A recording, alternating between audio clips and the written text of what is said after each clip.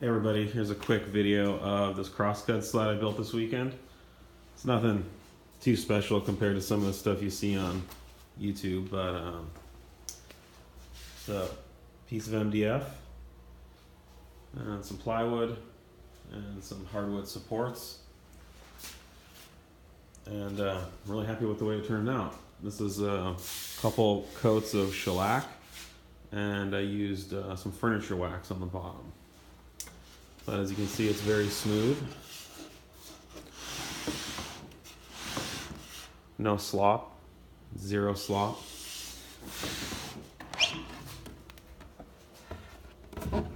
And on the bottom I used some Microjig. It's a Microjig product. Pretty cool, they're adjustable to the track width. And then I made some poplar guides in addition to that, so because I wanted a little bit more support, fully front to back.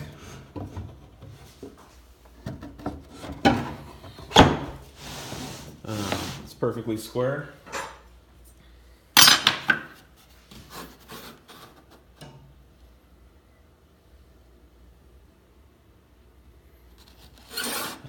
Cuts really nice. Neat thing about this, makes it easy to say if you want to cut a miter an angle. Use some double-sided tape, stick this down, draw your line, line it up to the kerf slot, and make it easy to cut. Also, ripping, cross-cutting, this is so big that I can rip a piece of plywood that big and not have to worry about it.